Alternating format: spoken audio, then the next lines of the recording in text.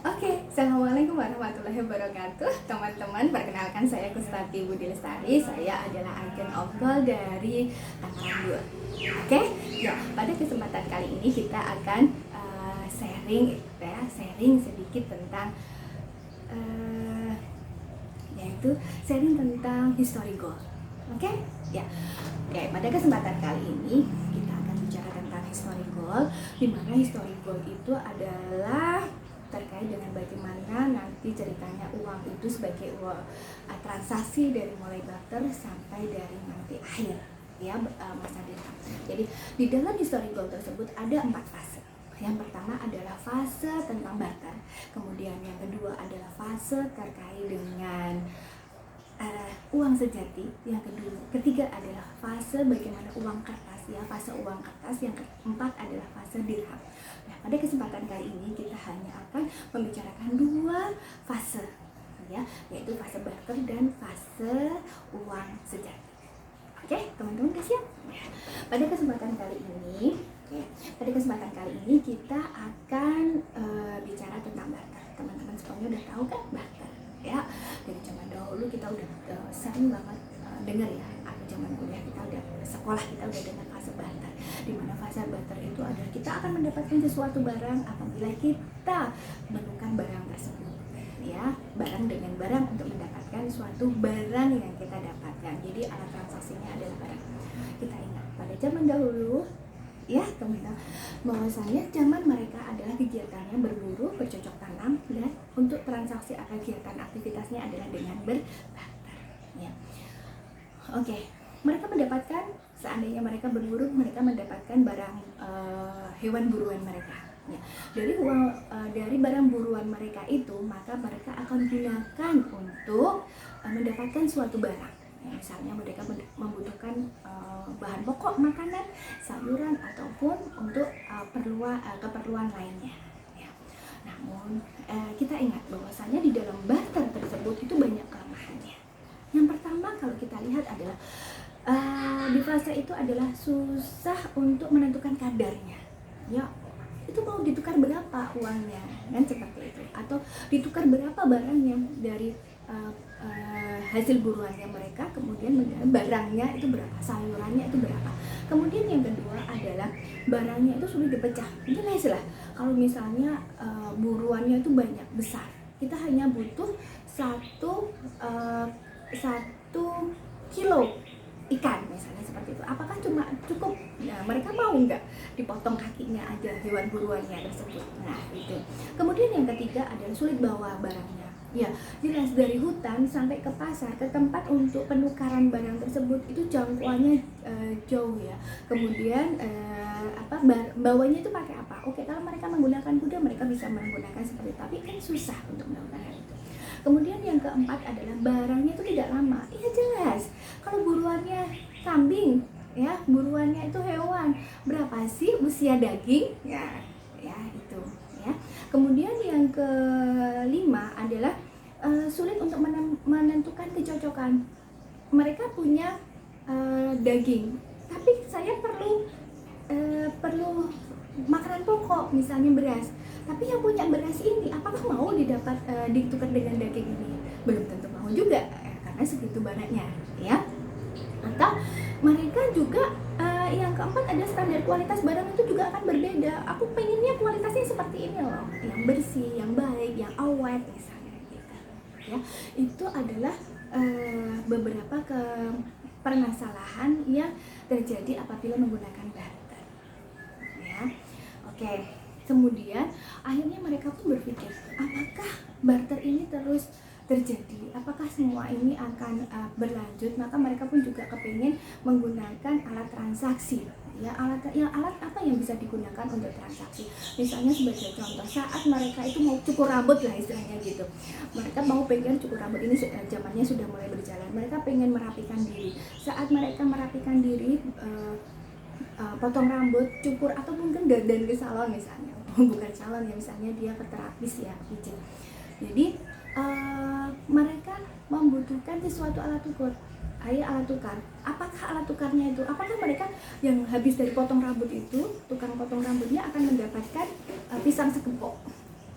Semua orang seperti itu. Maka misalnya buat orang si tukang cukur bagaimana? Apakah habis dalam 1 bulan terus-terusan kayak gitu dia dapatkannya barang-barang yang tidak awet kayak gini?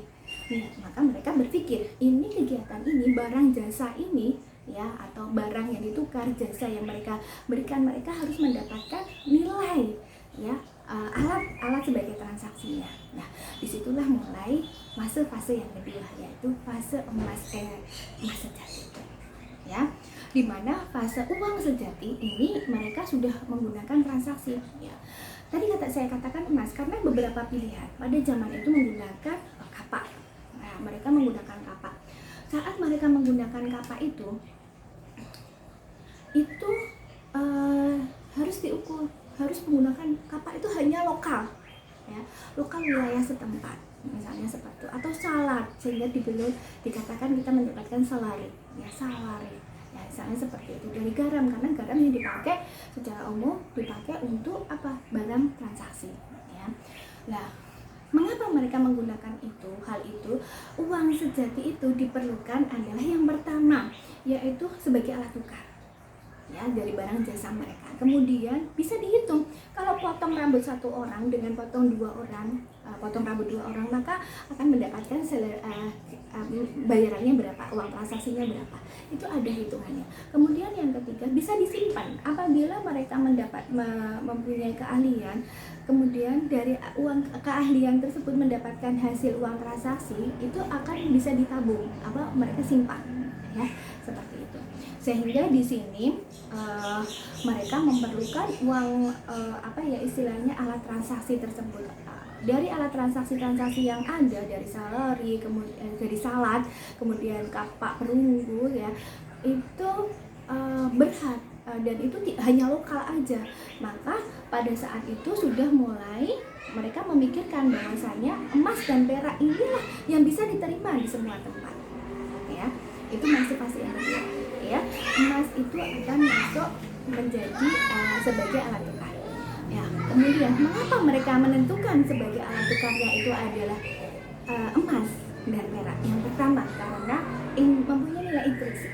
Yang kedua, tidak mudah untuk ditemukan di semua tempat ya. Kemudian yang ketiga adalah kemampuan daya belinya masyarakat itu stabil ya. Emas itu dijual di Indonesia yang 24 karat akan dijual keluar pun juga akan sama. Kemudian yang keempat ada mempunyai titik leleh yang sangat rendah sehingga bisa dilebur atau dibentuk yang lainnya ya, bisa dibentuk yang lain. Kemudian yang keempat, emas dan perak tidak reaktif sehingga tidak meledak, tidak busuk, tidak berkarat apabila kena dengan zat kimia atau zat-zat yang lainnya. Kemudian yang keenam adalah tidak hancur apabila disimpan dalam jangka waktu yang lama. Oke. Kemudian yang ketujuh adalah fitrah manusia itu dia suka terkait dengan emas ya. Dan kemudian yang kedelapan adalah emas dijadikan alat tukar, maka di seluruh adanya suatu keadilan di seluruh dunia karena harganya sama, nilai tukarnya juga akan sama ya. 1 gram di Indonesia maka akan nilainya sama dengan 1 gram yang ada di Amerika ya, seperti itu. Oke, ya itu terkait dengan uang sejati, sehingga dengan kesepakatan yang bersama uang itu digunakan untuk alat tukar di zaman dahulu ya, dengan emas dan perak ya, sehingga harga emas 1 gram mereka berjalan di jalur sutra ya, di jalur sutra bahwasanya mereka berdagang menggunakan emas dan perak. Emas di Cina sama dengan emas yang di Arab ya, di Persia maupun di tempat yang lain. Oke, kemudian fase yang berikutnya, karena emas dan perak mereka kan udah mendapatkan hasil yang banyak lah, itu kan rentan terkait dengan perampokan ya, rentan terkait dengan pencurian misalnya seperti itu. Karena mereka takut membawa emas yang segitu banyaknya, maka mereka berpikir bahwasanya apakah ada alat lagi yang untuk menyimpan atau yang bisa meringkas emas yang sekian banyak. Itu nanti masuk fase yang ketiga, yaitu fase uang kertas ya. Fase yang kita akan belajar lagi fase yang ketiga dan keempat nanti masih di dalam pertemuan yang kedua. Oke, ya. Jadi kita hari ini sudah belajar tentang barter maupun belajar tentang uang sejahtera. Ya, di mana uang sejahtera itu adalah yang digunakan untuk transaksi ya, berupa emas dan perak. Oke, sekian aja dari saya. Assalamualaikum warahmatullahi wabarakatuh.